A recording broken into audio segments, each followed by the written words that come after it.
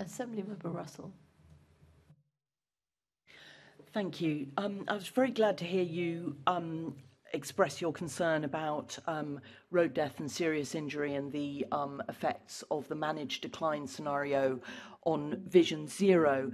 I just wanted to ask why you have, for the trains, the buses, and the tube system, you've prioritised safety in the managed decline scenario, whereas you've said that operability and reliability would be compromised.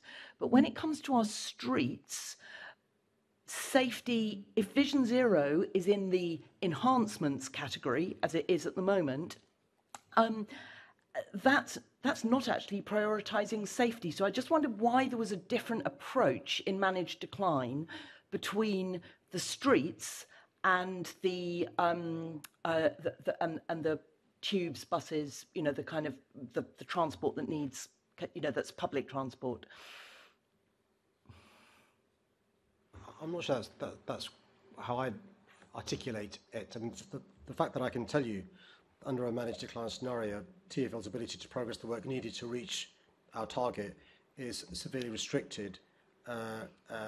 It's because we've done the work, and the focus will have to be on safety critical measures that we've got to do, reacting to things rather than sensibly designing our roads in the way that we talked about. I get that obviously, you know, to achieve Vision Zero entirely, that's going to need investment in our streets, but it is also an approach. It is about prioritising safety.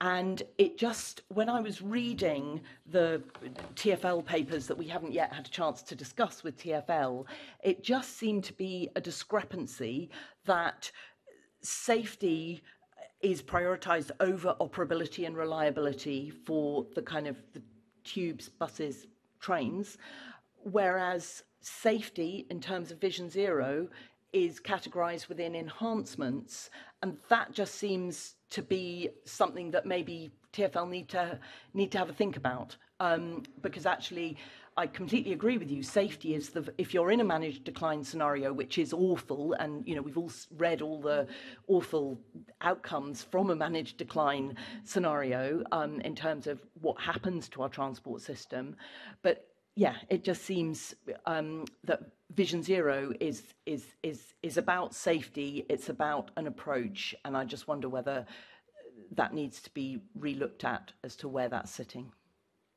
Yeah, I think we completely get and accept the point you make. Obviously, yeah, with a railway system, the focus on safety is because if it's not safe, then the system is closed and is unusable. Safety on the roads is a bit of a more graded concept where, you know, I'm sure there will be some low level of funding in there for emergency. You know, I think be careful, because you get into a place where you're accepting a certain amount of death and injury on the roads, which is absolutely the difference between the roads and the rail systems. But indeed, which is absolutely the point of Vision Zero, and there are doubtless many things that can be done to advance Vision Zero that that won't need funding, but things that do needs funding. And this is the problem about the managed decline scenario, is that there is insufficient funding to improve things in London, and hence it's managed decline. I think your point's well made, and I now understand the point you're making. Can we take that away? Yeah. Can you also raise that with TfL when they come before you in a couple of weeks' time? Because I think you're spot on in relation to the way you think about it.